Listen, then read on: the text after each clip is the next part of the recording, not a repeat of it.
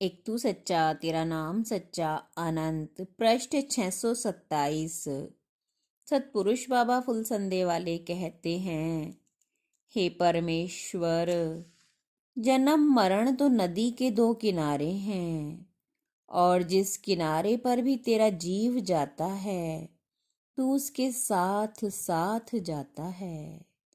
हे परमेश्वर, देवी और देवता तो भ्रांति हैं, पानी पर खिंची लकीर की तरह व्यर्थ हैं, और विरक्त मुनि तक इन लकीरों को पीट रहे हैं। हे परमेश्वर, तू तो एक धाम है और सतगुरु तेरी पहचान कराते हैं।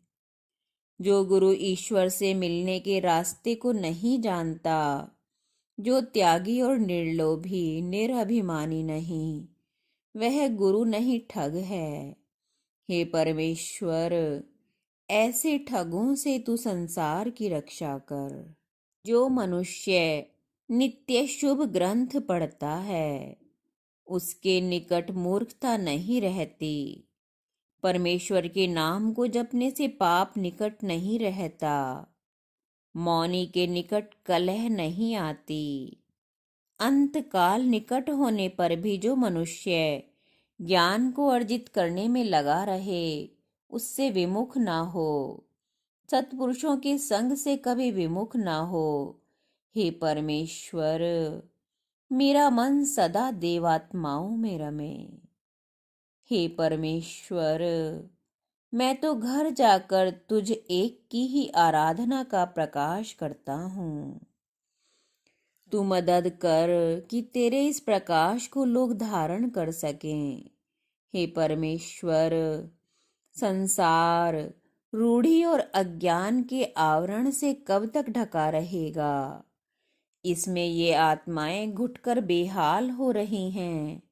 हे परमेश्वर, तू इनकी आत्मा में सच की रोशनी कर, सच के प्रति श्रद्धा जगा। सत्पुरुष कहते हैं, यदि संसार में आलस्य न होता तो कोई भी निर्धन और अज्ञानी नहीं होता। आलस्य के ही कारण समुद्र तक ये धरती मूर्ख और निर्धनों से भरी हुई है। आलसी, शठ, छली और भाग्य पर भरोसा करके हाथ पे हाथ धरे बैठे रहने वालों को ना तो संसार में वैभव मिलता है और ना ज्ञान। हे प्रभु, मेरा आत्मा ऐसा ना हो। जन्म मरण धूप छाया की तरह है, वक्त किसी के लिए नहीं रुकता। जो उसके संग नहीं चलते वे पीछे छूट जाते हैं। संसार में लोग आगे चलने वालों का अनुसरण करते हैं। देखा देखी और कौतूहल से किए गए कार्य अस्थायी और दुखद होते हैं। बिना ठीक प्रकार सोचे विचारे काम करने से ऋषि मुनि और शक्ति संपन्न राजा भी असफल हो जाते हैं। विचार शक्ति को शुद्ध और निर्मल साधना के द्वारा बनाया जाता है।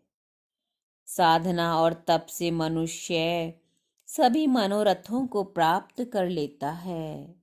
अतः अपने विचारों को पवित्र करो। हे परमेश्वर, हमारे विचार पवित्र, शुभ और जगत का कल्याण करने वाले होवें। एक तू सच्चा तेरा नाम सच्चा।